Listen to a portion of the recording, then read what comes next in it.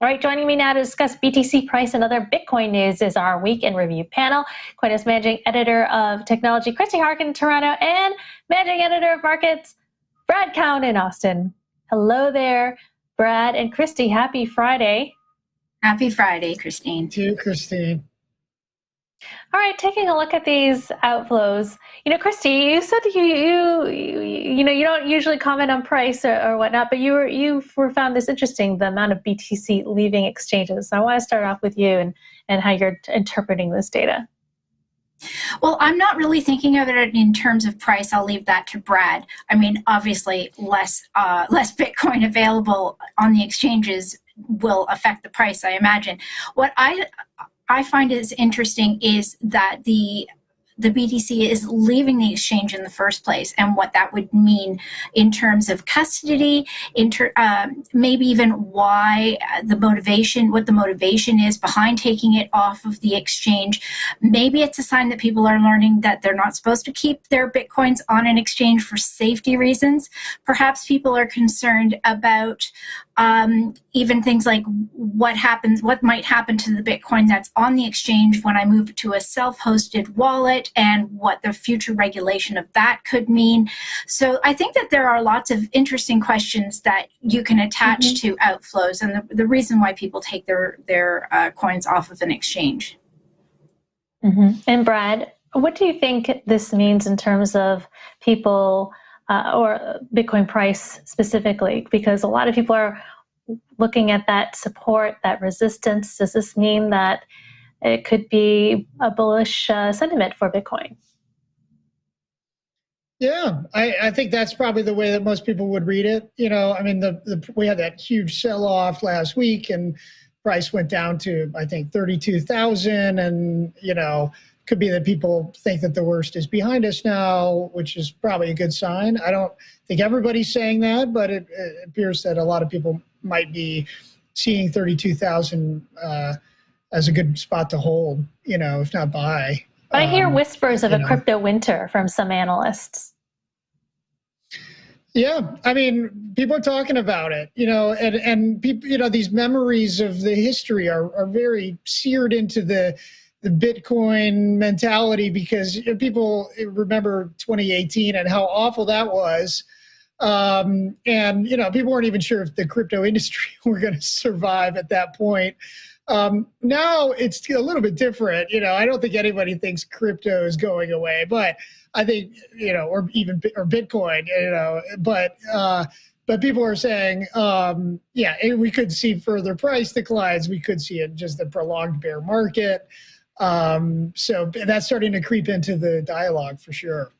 To that end, former Goldman Sachs CEO Lloyd Blankfein this week was saying that crypto is happening. Can you tell me a bit about the significance of that? I mean, that's a big deal for traditional Wall Street folks.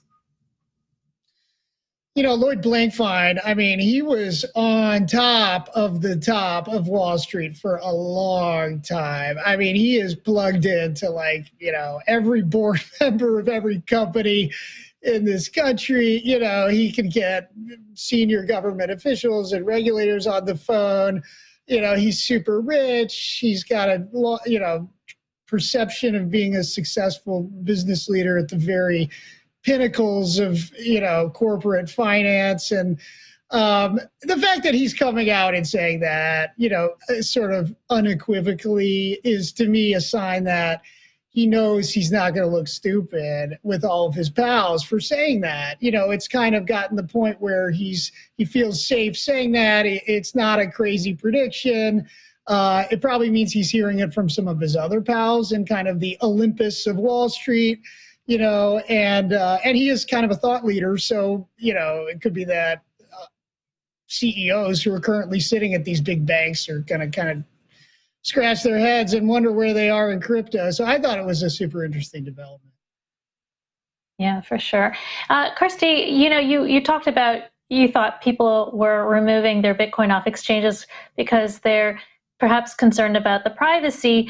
And this week was Privacy Week at CoinDesk. We published a series of articles that were privacy focused. And one article we had was how Binance Coinbase and 22 other crypto exchanges handle your data. So, Christie, I wonder what data are people giving up when interacting with crypto exchanges, and perhaps that's why they would want to remove it from crypto exchanges. Well, I think the narrative has been over the last few years that if you've got especially a significant amount of crypto, you don't want to keep it on an exchange. And maybe these people who are holding Bitcoin especially are thinking, okay, that's it. I'm going to hang on to my Bitcoin till the crypto winter is over, and I'm going to do that safely. I'm going to do that securely by custodying my own keys. Perhaps that is part of it. And what we looked at, what our CoinDesk reporter looked at, was what it is that we're collecting or giving up on these exchanges when we hand over all of this information. First of all, the important thing that Anna Baydakova has actually looked at is what do the different exchanges collect? How long do they keep it for? Who do they share it with? And to what extent are they going to let you know if there's a problem? And the answers that she found was that it really depends. And you really do kind of need to read all of those terms and conditions when you sign up for an account on a crypto exchange, because they can vary widely. And not only can they vary, but they'll vary in the amount of information they choose to give you about how they are going to handle your data.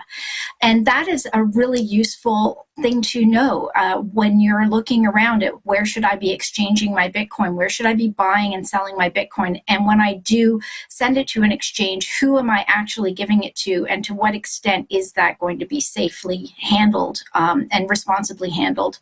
So it's a very comprehensive article that I highly recommend anyone who works with exchanges take a look at when they're in the market for buying and selling Bitcoin in exchange.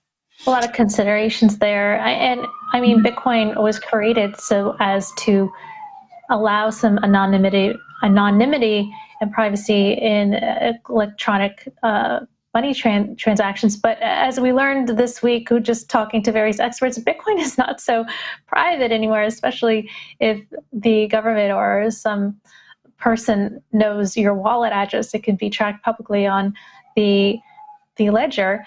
But Anna also wrote an article about buying Bitcoin anonymously, more or less. What can you tell me here, Christie? Well, it's an important point that Bitcoin is not particularly private. It's very transparent. That really was part of the outset underlying principles of Bitcoin, was the transparency factor. Now, there are lots of advancements being made. The Taproot will help with that when it starts to be more widely implemented. There are some other interesting privacy measures happening on a tech level in the background that we haven't even seen come to fruition yet, and we're hoping to have some articles on that soon.